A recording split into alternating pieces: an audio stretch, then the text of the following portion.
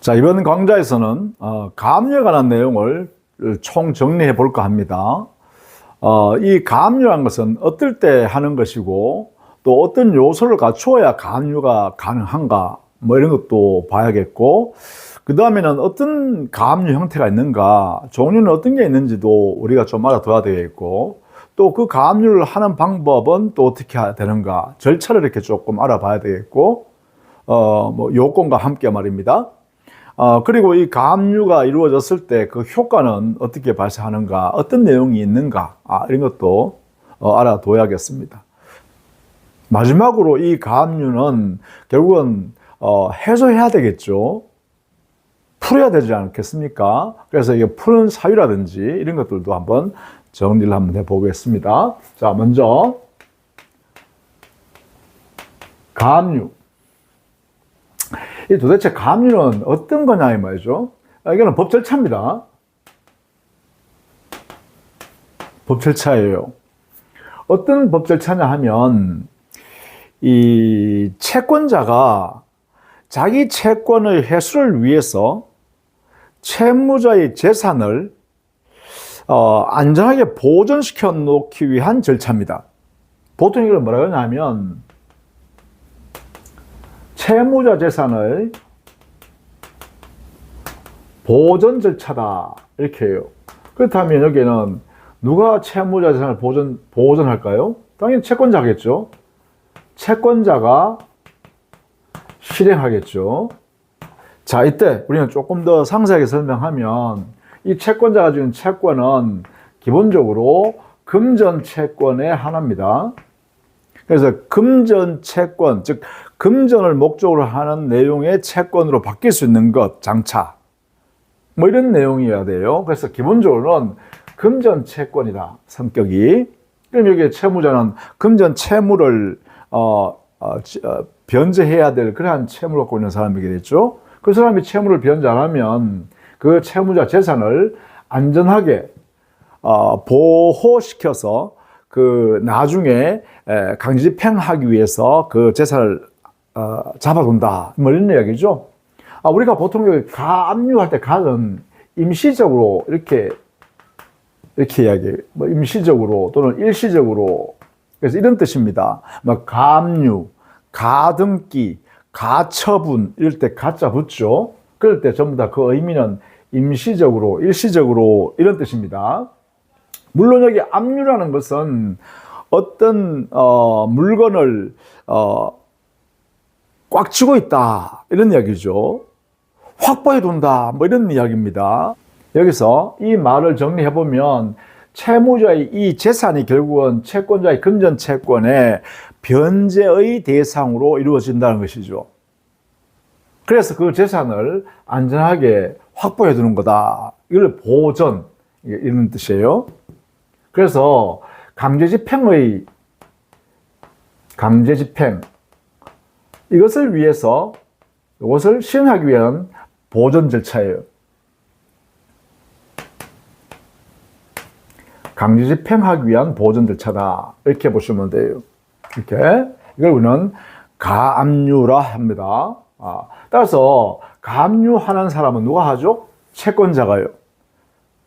누구에 대해서 하죠? 채무자에 대해서 하는데, 채무자가 가지고 있는 재산합니다. 재산에. 여기다가 법원의 결정에 의해서 가압류 절차를 실행하는 것이죠. 그래서 이 채권자가 나중에 본안소송을 직접 채무자를 피고로 삼아서 소송을 제기하게 되겠죠. 이걸 본안소송이라고 그래요. 본안소송을 하기 전에 가압류 신청을 통해서 가압류해 둘 수도 있고, 본안소송을 제기하면서 또는 본안소송 제기 중에 가압류 신청을 해서 할 수도 있습니다.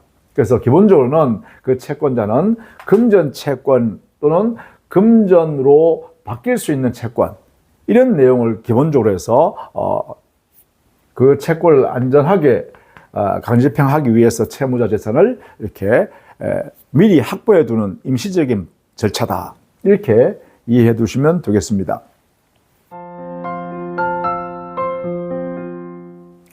그 다음에는 두 번째는 여기에 채무자의 재산의 종류에 따라서 가압류 종류가 정해져요. 채무자가 주는 재산이 부동산이면 건물이나 토지에 대한, 부동산에 대한 가압류 이게 되겠죠. 그러니까 부동산 가압류. 자, 이 부동산 가압류, 이게 우리가 사회에서는 제일 많이 봅니다. 부동산 거래할 때, 그죠? 그래서 보통 이 부동산에 대한 가압류는 가압류 등기를 하죠, 이렇게. 가압류 등기합니다. 이 가압류 등기는, 등기부를 볼 때는 갑구를 안에 있어요. 왜냐하면 소유권을 이렇게 쥐고 있는 거니까요. 갑구를 안에다가 기재합니다. 그래서 이게 채권자, 채권액, 이것이 등기부상에 나타나겠죠. 이렇게. 이게 부동산 가압류라고 그래요. 또 만약에 채무자 재산이 만약에 동산이다. 유체동산. 유체동산. 몸통이 있는, 그러니까 우리가 만져볼 수 있는 동산이다. 동산 가압류도 가능하죠. 동산 가압류. 이것도 가능해요. 채무자가 만약에 은행에 예금해 놓은 예금 채권이 있다. 그러면 우리가 보통 사회에서는 통장을, 예금 통장을 가압류한다. 이렇게 하잖아. 그죠? 그것도 가능합니다. 예금 채권의 가압류. 채권 가압류라고 그래요. 자, 예금 채권. 이것을 가압류할 수 있습니다. 이 가압류 결정에서 가압류가 되면 법원에서 말입니다. 은행이라든지 금융기관에 통지하죠. 당에 그 계좌에 있는 금전은 가압류되어 있으니까 예금주한테 지급하지 마라 이렇게 통보가 가죠. 물론 여기 채권의 종류에 예금 외에도 말입니다. 퇴직금 채권 있죠. 퇴직금에 대한 가압류도 가능하고요. 임금 채권인 임금에 대해서도 가압류가 가능하죠, 이렇게. 물론 자동차 가압류도 가능합니다. 우리 승용차 가압류. 가압류 등록하죠, 그때는, 거기에. 선박에도 가압류 가능하고요. 건설기계 같은 중장비, 옛날에는 중장비라고 했잖아요. 그 건설기계에 대해서도 가압류 등록을 할 수 있습니다. 이렇게. 자, 이런 등등의 형태가 있을 수 있다. 유형을 따지면 이렇게 될 수 있겠죠. 다양하게 그 채무자의 재산에 따라서 이렇게 볼 수 있다. 우리 사회에서는 가장 많이 현실적으로 볼 수 있는 게 이거죠. 부동산 가압류. 그렇죠? 여기는 갑구 안에 등기부에 등기가 된다라는 것이에요. 이게 바로 가압류 유형이다. 이렇게 볼 수 있겠죠. 물론 이런 것도 가능합니다. 채권 중에는 이 채무자가 임차인인데 임대인한테 보증금을 예컨대 3억을 주고 그 건물을 임차하고 있는 채무자예요.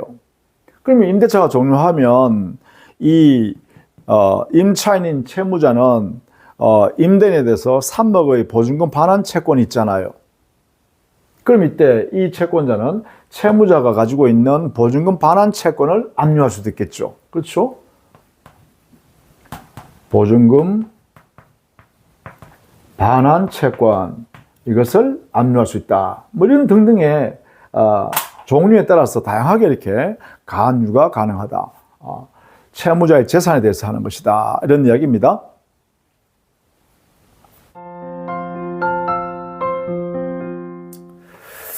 자, 그 다음에는 세 번째, 가압류 요건 혹은 절차, 이걸 잠깐 보면, 가압류해 달라고 법원에 신청해야죠. 신청서를 제출해야 합니다. 이때 이제 법원이 그 신청 내용이 적법한지를 심사하고 가압류 결정을 하게 되면 담보를 제공하라 이렇게 합니다. 왜냐하면 이 채권자가 가짜인 채권자일 수도 있잖아요.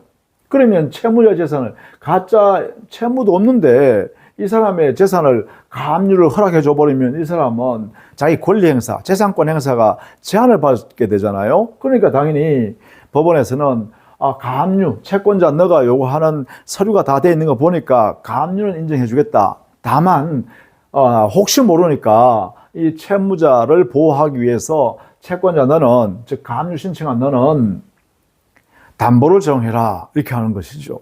그래서 여기는 기본적으로 두 가지의 내용이 갖추어져야 합니다. 최소한 첫 번째 신청하고 신청서를 작성해서 신청하는데 여기에는요 반드시 피보존 권리인 채권이 있어야 되겠죠. 이겁니다. 요 채권자가 가지고 있는 요 채권, 이것을 보통 우리는 보호되어지는 채권이다 해서 피보존 권리라 그래요. 이것을 피보존 채권. 이 피보존 채권은 어떤 성격이어야 된다? 금전 채권이거나 금전으로 변형될 그러한 채권이어야 되죠. 뭐 손해배상 청구권이라든지 또 공사비 채권이라든지 공사대금 채권 또는 대여금 채권, 돈을 빌려줘서 돈을 회수해야 될 채권, 뭐 이런 것들이 있죠. 이런 것들이 바로 금전 채권이 되겠죠. 피보존 권리, 이것을 반드시 써야 되고요. 신청서 쓸 때는. 그래서 여기 정합니다. 나 대여금 채권 1억 원 있습니다. 이렇게 쓰는 거죠. 대여금 채권이다. 이렇게. 그 다음 두 번째는 보존의 필요성입니다.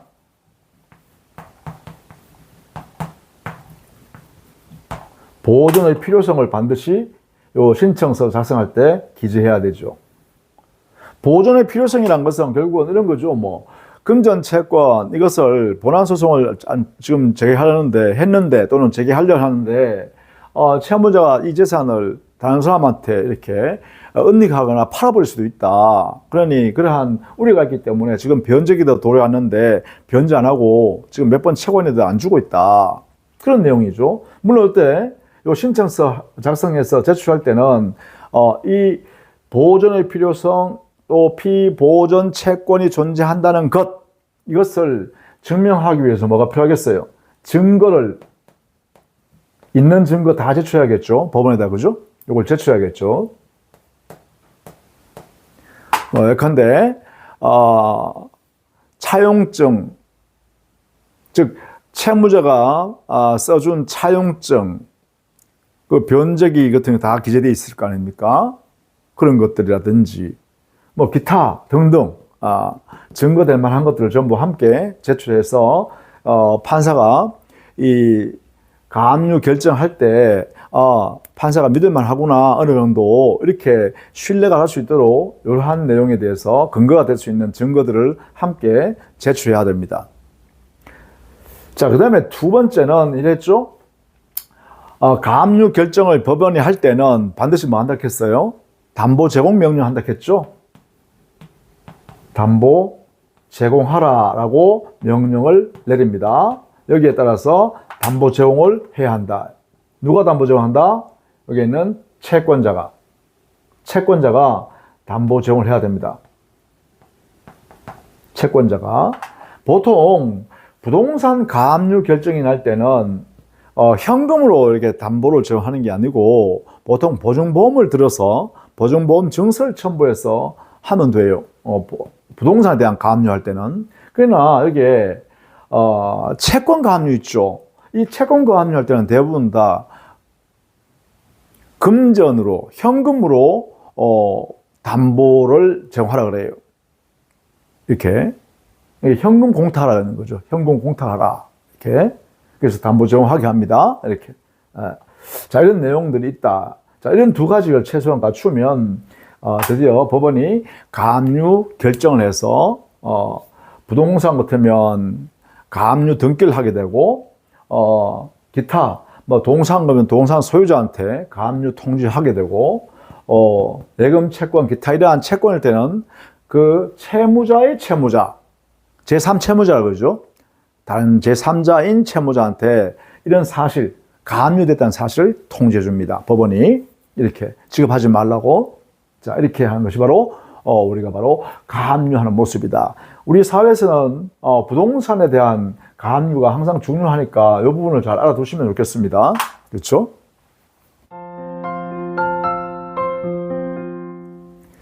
자, 그 다음에는 네 번째. 이 가압류가 되면 가압류의 효력은 어떤 것인가? 이것도 좀 알아둬야겠죠. 채권자가 가압류를 할 텐데, 가압류를 만약에 부동산에 대한 가압류 했다 그러면, 부동산 가압류? 그러면 당해 그 부동산은 매매나 증여나 또 뭐 질권 등 담보 제공한다든가 이런 행위를 금지합니다. 보통 처분 금지 효력이라고 그러죠. 이런 것을 처분 금지의 효력이 발생합니다. 채무자는 너의 재산이지만 다른 사람한테 판다든가 또 다른 사람한테 증여한다든가 또 너가 돈을 빌려 쓰고 저당권이나 또는 동산 같으면 질권 같은 걸 설정해서 이렇게 담보권 설정하는 행위를 하지 마라. 이런 효력이 있다는 거예요. 다만 이게 법적으로 상대적 효력이라 그러는데, 다만 처분 금지 효력이란 것은 이 채무자가 채권자한테 주장할 수 없을 뿐이에요. 너 가압류한 나의 재산을 채무자 얘기하는 거예요. 나의 재산을 내가 다른 사람한테 팔았기 때문에 나한테 그 재산이 없다, 이런 말을 채무자가 채권자한테는 말을 그런 주장을 못 한다는 거예요. 그러면 이 말은 무슨 말이냐 하면, 이 채무자가 가압류된 그 부동산 자체를, 재산을 제3자한테 매매 계약을 통해서 처분할 수는 있다는 거예요. 그러면 그 제3자와 채무자 사이에 매매 계약해서 소유권 넘겨주고 하는 행위는 가능하다는 거죠. 다만 이 가압류 등기된 범위 안에서는 제3자도 나중에 피해를 보게 되죠. 어떤 피해를 보냐 하면, 당연히 부동산에 가압류 등기할 때 채권자 이름하고 그 가압류 대상이 되는 피보존 채권액이 거기에 등재된단 말이에요. 그러면 그 가압류권자가 당해 그 가압류되어 있는 부동산에 대하여 나중에 본안소송을 통해서 승소 판결을 받은 다음에 이 승소 판결을 근거로 해서 채무자의 그 부동산, 그렇죠? 그 가압류된 부동산을 강제 집행을 할 거란 말이에요. 경매할 거란 말이죠. 이렇게 강제집행, 경매. 보통 이 강제집행이 강제 경매라 그러죠. 이 강제 경매할 거란 말이에요. 이 강제 경매해버리면 결국은 소유권의 제3자 넘어가 버리겠죠. 그리고 가압류 채권자는 그 대금에서 자기 채권을 변제받아 갈 거 아닙니까? 그럼 남는 잉여 대금 중에서 남은 재산만 제3자 소유자가 가져간다 이 말이죠. 이런 내용이 된다 그러죠. 그런 면에서 소유권 취득은 가능하나 그러한 불이익을 받을 염려가 있죠. 그렇다면 가압류된 부동산은 자유롭게 그 부동산, 당해 부동산을 사기는 좀 곤란하겠죠. 그 가압류 등기를 없애고 난 뒤에 사도 사야겠다, 그죠? 이렇게 되겠죠. 그런 제한이 있기 때문에 그렇습니다. 이것 때문에 그렇습니다. 그다음 두 번째는 이 채권자예요. 가압류한 이 채권자 있죠. 이 사람한테 또 하나 이익이 생겨요. 그게 뭐냐면 이 채권은 소멸시효가 중단됩니다. 채권의 소멸시효.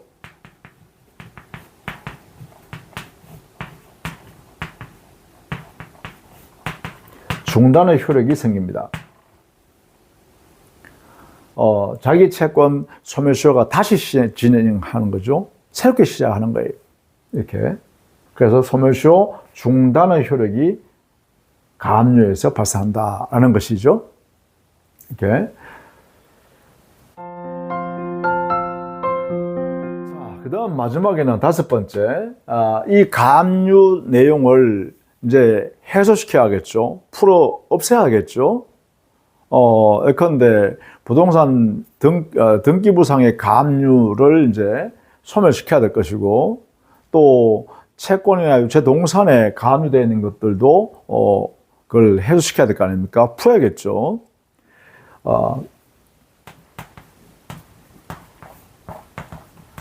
해소시키기죠.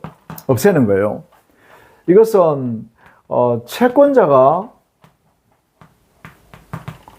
가압류되어 있는 것을 집행 취소 신청하면 되겠죠. 집행되어 있는 것을 취소해 주세요라고 신청하면 됩니다. 보통 이것은 채무자와 합의되는 경우가 이런 일이 발생하겠죠. 채무자 원만하게 합의돼 가지고 더 이상 본안 소송할 필요 없으면 가압류 등기를 마주시키겠죠. 그죠? 그래서 이것은 채무자와 채권자 사이에 그 채권 관계에 대해서 합의가 이루어져서 원만하게 그걸 근거로 해서 합니다. 뭐 변제해도 마찬가지겠죠. 채무자가 변제했다 그러면 집행 취소해 주겠죠. 채권자가. 그 다음에는 두 번째, 여기에 있는 채무자가 자기 재산에 들어있는 가압류를 푸는 방법입니다. 채무자가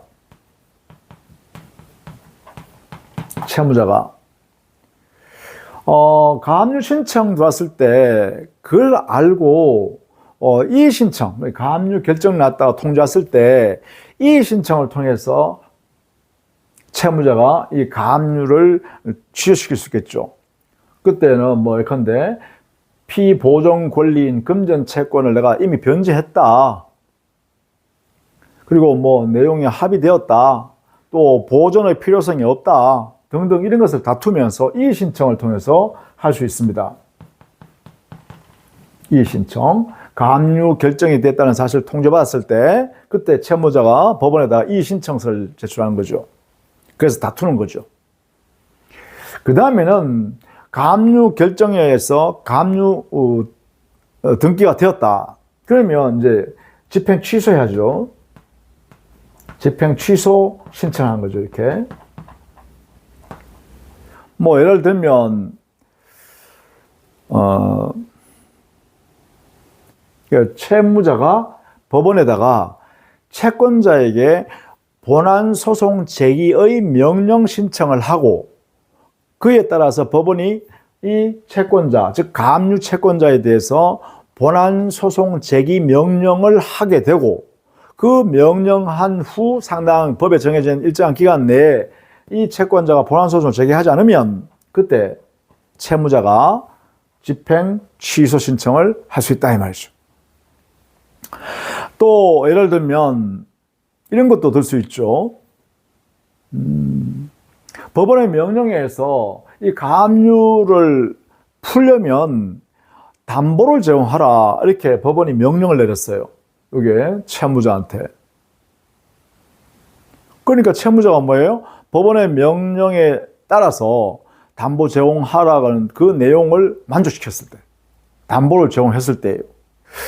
또 하나는 이게 중요한데요. 이거 한 개는 좀 중요합니다. 뭐냐면 채권자가 가압류 집행이 이루어진 후 3년이 경과하도록 본안소송을 제기하지 아니한 때는 채무자가 집행 취소 신청을 할 수 있습니다. 이걸 통해서 이 가압류를 풀 수 있다 이 말이죠.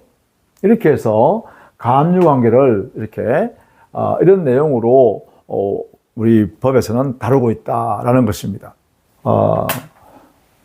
이렇게 해서 우리는 가압류에 관한 내용을 한번 쭉 전체적으로 살펴봤습니다.